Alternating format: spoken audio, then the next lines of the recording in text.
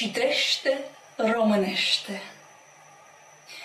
Nu este doar un îndemn, este o cerință a minții și a sufletului tău. Citește românește.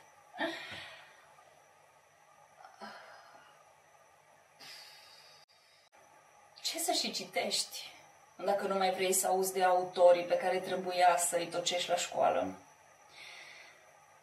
Păi, în primul rând, află că există autoare ale căror opere le poți citi.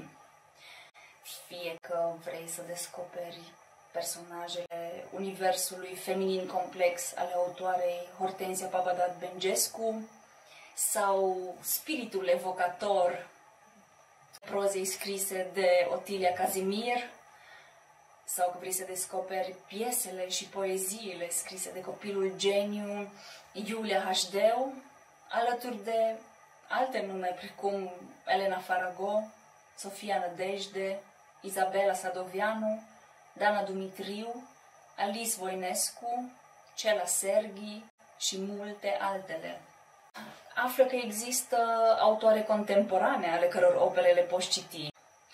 Fie că vrei să descoperi versurile suprarealiste și volumele pentru copii ale Ninei Casian, sau romanele încărcate de memorii afective ale Ioanei Pârvulescu, pofta de viață și senzualitatea poeziilor și prozei scrise de autoarea Nora Yuga, implicarea și puterea atât pe plan literar cât și pe plan civic al autoarei Ana Blandiana, descoperă lumi noi, înconjurătoare, citind Gabriela Melinescu, Adriana Bittel, Angela Marinescu, Gabriela Adameșteanu, Mariana Marin, Simona Popescu, Ruxandra Cesereanu, Simona Sora, Svetlana Cârstian, Ana Maria Sandu, Adela Greceanu, Lavinia Braniște, Elena Vlădăreanu, Ioana Bradea, Lavinia Bălulescu,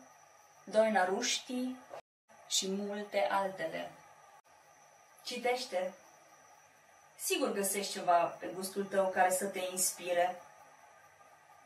Simplu spus, citește!